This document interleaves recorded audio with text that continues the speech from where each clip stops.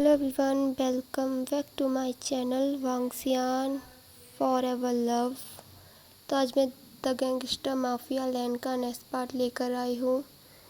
तो गाइस, मैंने कल इसलिए वीडियो अपलोड नहीं कर पाई थी क्योंकि मैं कल थोड़ी सैड थी, क्योंकि मेरे चैनल पे बिल्कुल भी व्यूज़ नहीं आ रहे हैं। मेरा चैनल डाउन में जा रहा है एंड मेरी फैमिली जो मुझे फोर्स कर रही है कि मुझे ये सब छोड़ देना चाहिए, इन सब में कुछ ही नहीं रखा है।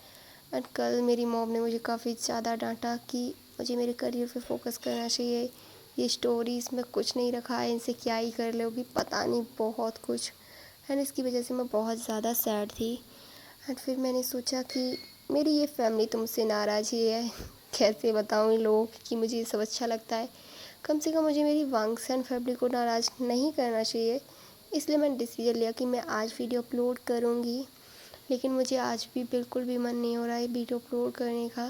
तो प्लीज़ गाइस, मुझे सपोर्ट कीजिए ताकि मेरा चैनल अच्छे से ग्रोथ करे एंड मैं थोड़ा सा अच्छा कर पाऊँ। वैसे मुझे पता है मैं अभी कुछ टाइम से स्टोरी लिख रही हूँ तो शायद ज़्यादा अच्छी नहीं होंगी, और भी लोग बेटर अपलोड करते होंगे, पर प्लीज़ हर कोई परफेक्ट नहीं होता है।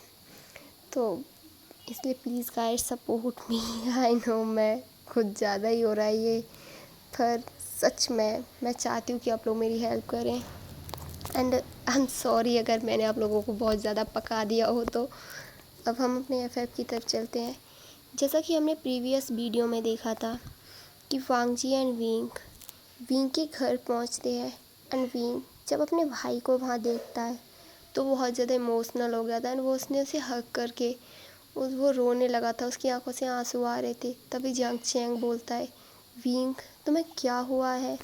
तुम्हें अगर किसी ने बुली किया है ना तो मैं उसे मार डालूँगा, तुम प्लीज़ मुझे बताओ तो सही।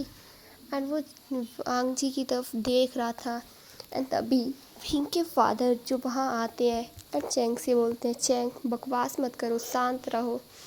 एंड विंग जो चैंग को काफ़ी टाइटली हग कर रहा था। एंड तभी वांग जी जो बोलता है कि माना वो तुम्हारा भाई है, तुम काफ़ी लंबे टाइम बाद मिल रहे हो, पर उसे इतनी टाइट हक मत करो विंग। एंड विंग जो बोलता है, क्या तुम्हें अब मेरे भाई से भी जलन हो रही है? एंड वांग जी जो बोलता है, नहीं मुझे जलन नहीं हो रही, मैं बस ऐसे ही बोल रहा हूँ। और तभी वांग जी जो अपने सेक्रेटरी को आवाज़ देता है एंड उसका सेक्रेटरी जो वहाँ पे बहुत सारा सामान लेकर आता है, उसमें बहुत सारी ज्वेलरीज थी एंड काफ़ी सारे प्रॉपर्टीज़ के पेपर थे। एंड वो विंग के फादर से बोलता है कि मैं विंग से मैरिज करना चाहता हूँ एंड मैंने अपनी प्रॉपर्टी का 5% हिस्सा विंग के नाम कर दिया है। इससे मेरी कंपनी के मुझसे ज़्यादा शेयर्स विंग के पास है एंड मैं ये चाहता हूँ कि आप मेरी और विंग की मैरिज के लिए परमिशन दे दें। एंड ये सुनकर विंग के फादर तो बहुत ज़्यादा खुश हो गए थे। एंड विंग का भाई जो बोलता है, क्या बकवास कर रहे हो तुम? अगर तुम रिच हो तो इसका मतलब जो चाहे वो नहीं कर सकते हो। तुम्हें क्या लगता है तुम इन सब से मेरे भाई को ख़रीद सकते हो? एंड विंग जो बोलता है, चैंग क्या बकवास कर रहे हो, मैं उसे शादी करना चाहता हूँ, और वैसे भी मेरा फ्यूचर हस्बैंड मुझे जो भी देगा मुझे वो सब मंजूर है, फिर वो प्यार हो या फिर पैसा। एंड तभी विंग का ब्रदर चैंग बोलता है कि विंग तुम क्या पैसों के लिए खुद को बेच दोगे ना? बेच दोगे? तुम तो इसे पसंद नहीं करते। एंड विंग जो बोलता है, चैंग तुम ऐसा कैसे कह सकते हो, और वैसे भी मैंने उस कचरे के ढेर को ना बाहर फेंकवा दिया है और मैं वांग जी से प्यार करता हूँ और मैं उससे ही शादी करने वाला हूँ। एंड चैंग भी फिर मान जाता है एंड विंग के फादर वो तो पहले से मान ही गए थे एंड वो लोग परमिशन दे देते हैं। एंड विंग जो बोलता है कि हमारी 2 दिन बाद मैरिज है। एंड ये सुनकर तो चैंग का फिर से पारा गर्म हो जाता है और बोलता है, क्या? मुझे पक्का पता है इसने तुम्हें फोर्स किया होगा। वांग जी मैं तुम्हें वार्न कर रहा हूँ, अगर तुमने मेरे भाई को फोर्स कर रहे हो ना तो ये तुम्हारे लिए बिल्कुल भी अच्छा नहीं होगा। एंड तभी विंग के फादर जो बोलते हैं, चैंग तुम बकवास मत करो, वो कोई फोर्स नहीं कर रहा है, उन दोनों को देखकर लगता है कि वो फोर्स कर रहे हैं। एंड यहाँ पे वो लोग डिसाइड करते हैं विंग एंड वांग की मैरिज का।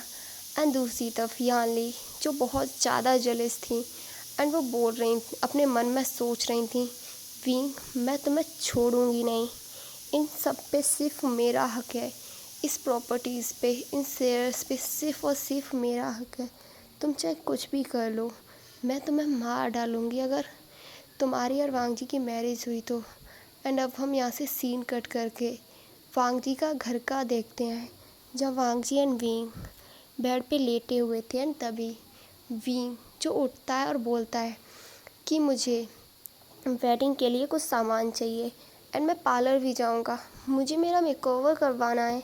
एंड वांग जी जो बोलता है क्या मैं भी साथ चलूं? एंड विंग जो बोलता है बिल्कुल नहीं, मैं नहीं चाहता कि मेरी मैरिज वाले दिन तुम्हारी आंखों के नीचे डार्क सर्कल्स हों, इसलिए तुम सो जाओ। एंड वांग जी जो बोलता है कि मैं सेक्रेटरी को भेज दूँ? एंड विंग जो बोलता है नहीं, सेक्रेटरी की ज़रूरत नहीं है, और वैसे भी मिस्टर वांग जी के होने वाले हस्बैंड को कोई कैसे हाथ लगा सकता है, इसलिए मैं अकेला जा सकता हूँ। एंड वो कहकर जो वहाँ से चला जाता है।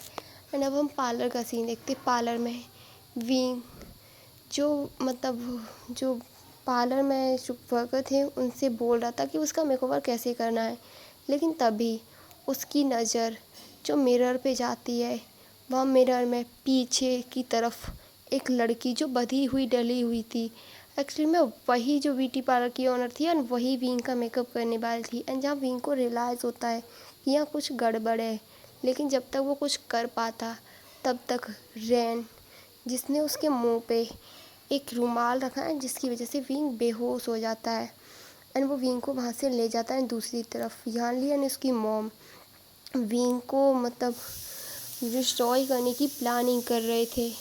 एंड तभी वांग जी का सेक्रेटरी जो वहाँ अंदर आता है बोलता है विंग।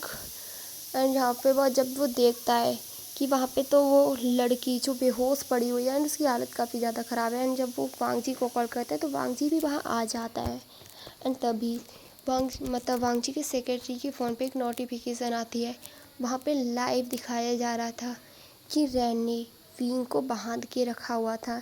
एंड वो लाइव बोल रहा था कि अब विंग की यहाँ बेडिंग नाइट होगी, लेकिन इस बेडिंग नाइट में वांग जी नहीं, रैन होगा उसके साथ। एंड ये बेडिंग नाइट सब लोग देखेंगे। एंड जब वांग जी ये देखता है तो वो बहुत ज़्यादा गुस्से में आ जाता है। एंड वो अपने सेक्रेटरी से बोलता है कि 10 मिनट के अंदर मुझे विंग की लोकेशन चाहिए, ये तुम्हारे लिए बेटर होगा, वरना तुम जो सोच रहे हो ना उससे भयानक होगा तुम्हारे साथ। एंड वांग जी का सेक्रेटरी जो बहुत ज़्यादा डर जाता है एंड वो बहुत जल्दी में अपने गार्ड्स को वहाँ से निकलता है। एंड वो लोग वहाँ की लाइट बंद करके निकल जाते हैं। वहाँ पे हम देखते हैं वहाँ पे पीछे एक पर्दे के पास पीछे यानली छुपी हुई थी। एंड वो बोलती है कुछ भी हो जाए वांग जी, इस बार तुम विंग को नहीं ढूंढ सकते, उसकी लाइफ तो पूरी तरीके से बर्बाद होगी, फिर वो खुद ही मर जाएगा जब ये सब सारे लोग देखेंगे, और जब वो मर जाएगा तो तुम डूब जाओगे। एंड तुम्हें संभालने के बहाने तुम्हारी सारी प्रॉपर्टीज़ मेरी होंगी, और फिर मैं राज करूँगी इन सब चीज़ों पे जो मुझे चाहिए। एंड अब हम दूसरी तरफ विंग का सीन देखते हैं। विंग जो एक चेयर से बंधा हुआ था एंड वो बेहोश था। एंड रैन जो बहुत ज़्यादा पागलों की तरह हंस रहा था एंड बोल रहा था विंग, तुम्हें मैं छोड़ूंगा नहीं, तुम्हारी वजह से मैं जेल गया हूँ ना, तो तुम्हें इतनी इजीली कैसे छोड़ सकता हूँ। एंड विंग तभी वो विंग के फेस को टच करने लगता है एंड विंग को होश आ जाता है। एंड विंग जब अपने सामने रैन को देखता है तो बहुत ज़्यादा डर जाता है एंड बोलता है कि तुम यहाँ क्या कर रहे हो, तुमने मुझे बांध के रखा है, छोड़ो मुझे, वरना तुम जानते नहीं हो वांग जी तुम्हारे साथ क्या करेगा।